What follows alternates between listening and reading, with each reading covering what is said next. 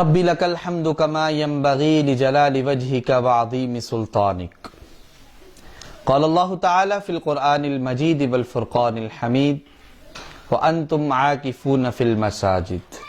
سامعین و سامعات، ناظرین و ناظرات، رمضان المبارک ٹرانسمیشن میں آج کی اس ویڈیو میں آپ کو بتانا چاہتا ہوں کہ رمضان المبارک کے آخری عشرہ میں ہم کون سے کام کریں.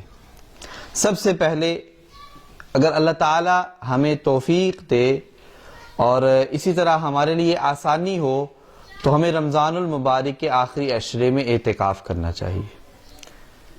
اللہ تعالیٰ کا فرمان ہے وَأَنْتُمْ عَاكِفُونَ فِي الْمَسَاجِدِ کہ تم اعتکاف مسجدوں میں کرو.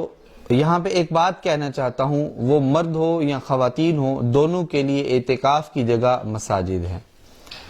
اما جی عائشہ رضی اللہ تعالی عنہا بیان فرماتی ہیں نبی صلی اللہ علیہ وسلم ساری زندگی رمضان کے آخری عشرے میں اعتکاف کیا کرتے تھے، اور جب آپ صلی اللہ علیہ وسلم اس دنیا فانی سے رخصت فرما گئے تو آپ صلی اللہ علیہ وسلم کی ازواج بھی رمضان کے آخری عشرے میں اعتکاف کیا کرتی تھی.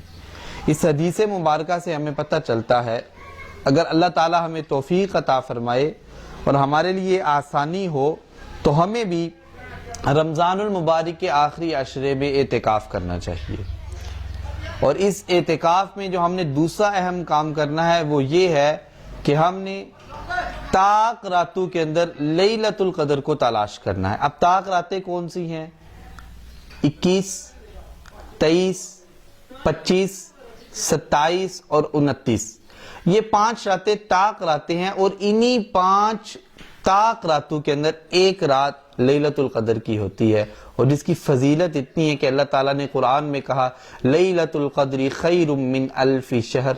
اگر یہ کسی کو لیلۃ القدر کی رات مل جائے تو اس کی عبادت، اس رات کی عبادت 1000 مہینوں سے زیادہ افضل ہوگی. دوسرا کام ہم نے یہ کرنا ہے کہ ہم نے رمضان المبارک کی ان طاق راتوں میں لیلۃ القدر کو تلاش کرنا ہے.